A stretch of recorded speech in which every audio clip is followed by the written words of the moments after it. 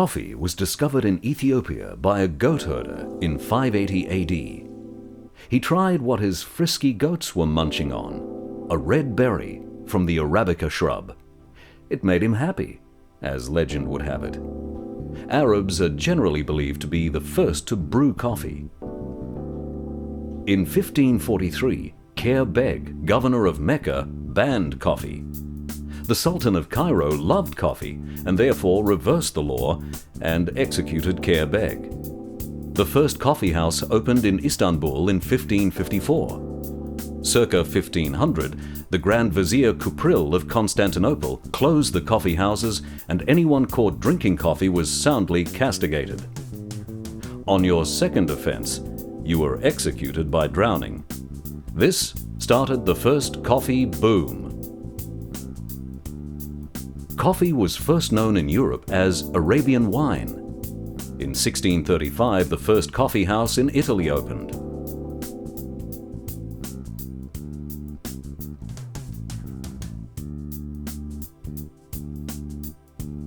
Classification of the coffee plant is very hard, as there are many different types of species, varieties, and strains. The two main strains that commercial coffee comes from is Arabica and Robusta. At DiBella Coffee, we use 100% A-grade Arabica. Coffee generally grows best close to the equator between the tropics of Cancer and Capricorn, but they all differ enormously in appearance, variety, and characteristics. Coffee trees start from a sprout planted in shallow, sandy soil. The sprout is then pushed out of the soil after 2 days and grows 2 small leaves at the top of the sprout. For the first year, it is tended carefully and is slowly introduced to open weather as the nursery roof is gradually removed. At the most, a few hours each day is all the sun that the plant will want. This is why it grows best on mountainsides. For several years, the plant will not produce any fruit, although it will require constant irrigation, pruning, weeding, fertilization, and lots of tender love and care. After 4 to 5 years, the plant will bear its first crop, and after a few more years, it will reach its productive peak and will yield fruit for 20 to 25 years. The coffee plant produces creamy white flowers that produce a fragrance reminiscent of jasmine. The flowers then fall off after 2 days and are replaced by green berries. These berries take 7 months to become ripe and ready for picking. Arabica is the oldest known species of coffee. It is best grown on volcanic slopes at 1,000 to 2,000 meters high. It needs an annual rainfall of 150 to 200 centimeters and an average temperature of 15 to 24 degrees Celsius. In 1 year, an Arabica plant will produce 5 kilograms of fruit, which when roasted yields only 1 kilogram of roasted coffee. Arabica coffee accounts for 70% of the world's coffee, but is harder to grow as it is more susceptible to disease, pests, and frost. Therefore, it is more expensive.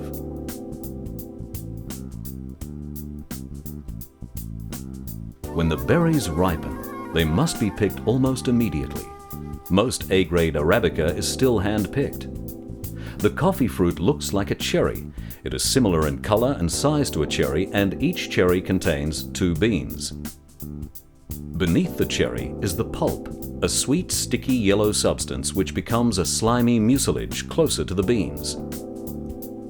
The beans are encased in a tough, creamy white-colored jacket called parchment. After harvesting, the next step is the removal of the rest of the pulp from the beans.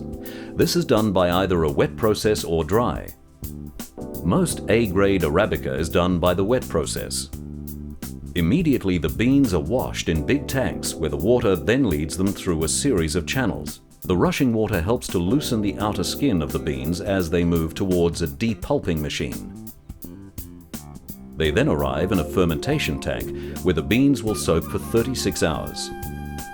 The beans will then be removed and left out on raised mesh levels or patios to dry in the sun. They are constantly turned and raked for 1 to 2 weeks. If the beans still do not lose their moisture, they are put into a machine which will take the moisture levels down to about 11 to 12%. Before the beans are to be exported, they leave the farm and go to a curing mill, where the parchment will be removed by hulling. There are varying degrees of roasting. Light brown to cinnamon color, low body and light acidity. The beans are dry.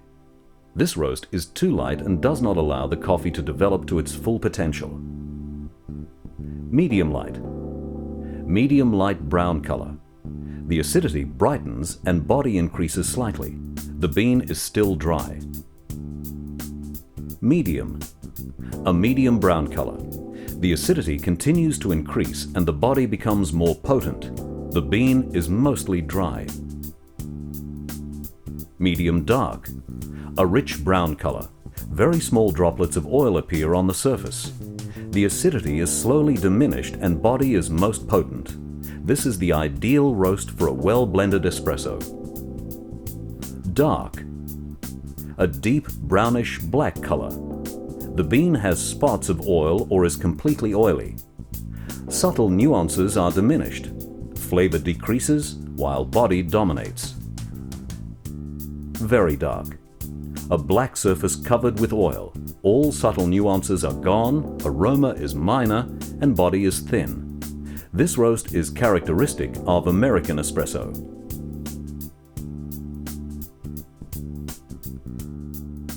There are three main characteristics of coffee: acidity, body, and bitterness.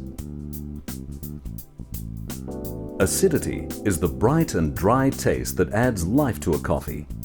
Acidity is unmistakable in most Kenyan coffees and should be evident in any wet processed coffees. Perceived acidity does not necessarily correlate to the pH of a coffee, but is believed to be the result of the acids present in coffee. Acidity is akin to the dry but bright sensation experienced on the backsides of your tongue while drinking a red wine. Dry processed coffees will have a low-toned and subtle acidity. It is important to note that as the roast develops, acidity decreases. Acidity is not a favorable quality in high amounts in espresso. For this reason, most American roasters will roast espresso very darkly. Unfortunately, at darker roasts, the aroma and sweetness diminish, which is equally detrimental to the espresso. Body is the weight of the coffee that can be best sensed by allowing the coffee to rest on the tongue and by rubbing the tongue against the roof of the mouth. Body ranges from thin to light to heavy, and as a result of the fat content. The viscosity, however, results from proteins and fibers in the brew. Medium and dark roast styles will have a heavier body than lighter roasted coffees, but conversely will have less acidity. Bitterness is a harsh taste primarily perceived at the back of the tongue. It is often caused by burning of the coffee grinds or influenced by a very dark roast. Generally not a desirable taste in Australia, it is probably the most common known term to describe coffee and is often confused with the sharpness of some blends.